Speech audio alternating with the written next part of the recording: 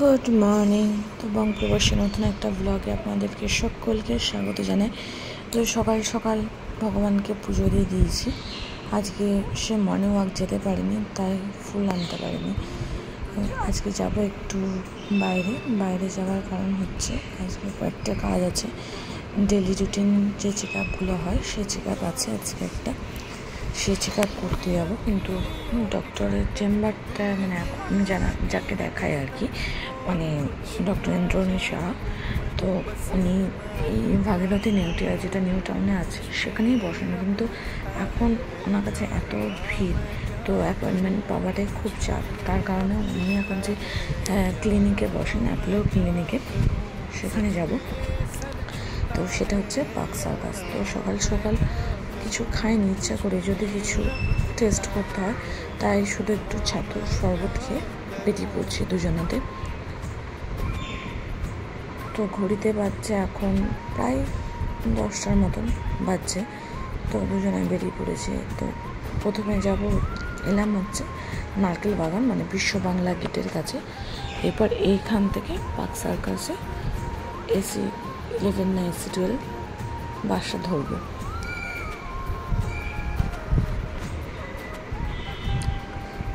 তো দুর্ভাগ্যক্রমে বাসটা আমরা পাইনি গো, AC 12 একটা নর্মাল বাসে পেয়েছি। তো তাও মনে হচ্ছে ঠিক পৌঁছে যাব। তো দেখতে দেখতে প্রায় চলে এসেছি সায়েন্স সিটির কাছে। তো সায়েন্স সিটি হয়ে আমরা চলে যাব।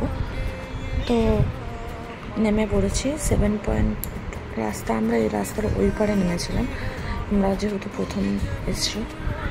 তো হেঁটে হেঁটে চলে এসেছি অ্যাপোলো ক্লিনিকে। অনেকজনাই বসে আছেন। আমার নামটা আছে 29 নম্বরে। তো ক্লিনিক থেকে বেরিয়ে পড়েছি। এখন যাব হচ্ছে 7 পয়েন্টে, যেটা পার্ক সার্কাস 7 পয়েন্ট আছে, সেখানে যাব। সেখানে গিয়ে লাঞ্চ সারবো। এখন যাচ্ছে চা। তো আমাদের কাছে চিড়ে ছিল, সেই চিড়েটা খেলাম। দেখি এখানে অনেক কিছুই তো পাওয়া যাচ্ছে, আবার সে হেলদি লাইফস্টাইল মেনটেন করতে হবে। এসব দেখে আর হবে না, সব কিছু বাড়িতে রাখতে হবে। করে নিই। তো খাবার কিছুই খাইনি, একটু করে জাস্ট ফল খেয়েছি, আর কিছু খাইনি গো। কারণ কিছু ছিল না সেরকম, মানে আমরা যেটা বলছিলাম, প্রচণ্ড একটা আনহেলদি ফুড ছিল। আর তো এইরকম ডায়াবেটিসের বিল্ডিং। আমার এই বিল্ডিংটা দেখতে মানে আমি মুগ্ধের মতন দেখি, আর আমার ভালো লাগে বিল্ডিংটা দেখতে। তো দেখতে দেখতে চলে এসেছি প্রায় বাড়ির কাছে। এটা হচ্ছে ইকো পার্কে 1 নম্বর গেটের কাছে চলে এসেছি। তো এবার হয়তো চিনার পার্কে নেমে কিছু খাওয়া দাওয়া করবো, তারপরে যাব হচ্ছে বাগুইহাটি যাওয়ার হচ্ছে আরেকটা কারণ, আমরা আজকে ওয়াশিং মেশিন দেখব। তো চলুন, বাগুইহাটি চলে এসেছি এদিকে। তো খোসলাতেই নেব, যেহেতু আমি এসিটা খোসলাতেই নিয়েছিলাম, তো এটাও খোসলা ইলেকট্রনিক্সে নেব। দেখছেন কত আস্তে প্লেনটা আমাদের বাড়ির সামনে দিয়ে উঠে। আপনাদেরকে দেখাবো একদিন সময় পেলে।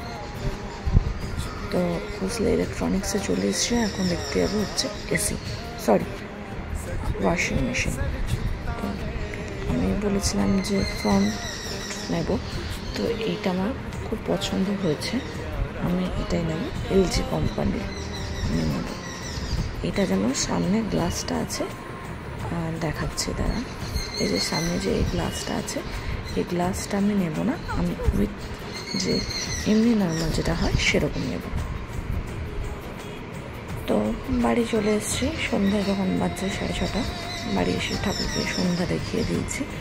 আর এসে দেখছি সিকিউরিটির কাছে কয়েকটা অর্ডার এসছে, আর এটাও কিনে নিয়েছি, আমাদের যে সবজি রাখা স্ট্যান্ডটা, মানে এখানে পেঁয়াজ, আলু, রসুন এগুলো থাকবে। তো আর অর্ডার এসছে হচ্ছে এটা ভ্যাকুয়াম ক্লিনারটা, আর সাথে এসছে একটা আয়রন টেবিল। তো এগুলো আজকে ওপেন বক্স করছি না, আগে রান্নাটা সেরে নিই। রান্না হবে হচ্ছে ডিমের ঝোল আর রুটি। আপনাদের হয়তো আমার কথাটা বুঝতে একটু অসুবিধা হতে পারে, কারণ বাইরে প্রচুর পাখি ডাকছে। তো আমার বাড়ির সামনে প্রচুর পাখি আছে, বুঝতে পারছেন, যার কারণে একটু হয়তো অসুবিধা হতে পারে। তো আমরা রাতের খাবার সেরে নিয়েছি, এখন যাচ্ছি ছাদে, একটু ছাদে পায়চারি করব, তারপরে চলে আসবো। তো ছাদে গিয়ে চলুন আপনাদেরকে দেখাবো একটা জিনিস।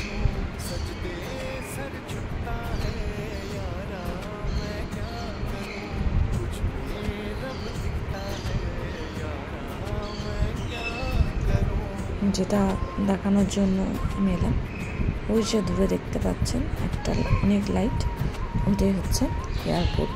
এয়ারপোর্টটা আমার বাড়ি খুব কাছে, মানে খুবই কাছে। তো আমার বাড়ি দিয়ে কখনো কখনো প্লেন নামে, রেগুলার তো উঠে, মাঝে মাঝে প্লেন নামে। তো চলুন আজকের মতন ব্লগটা এখানেই শেষ করছি। সবাই খুব ভালো থাকবেন, সুস্থ থাকবেন, সাবধানে থাকবেন। আর ব্লগটা কেমন হলো আমাকে অবশ্যই জানাবেন। তো সবাই খুব ভালো থাকবেন।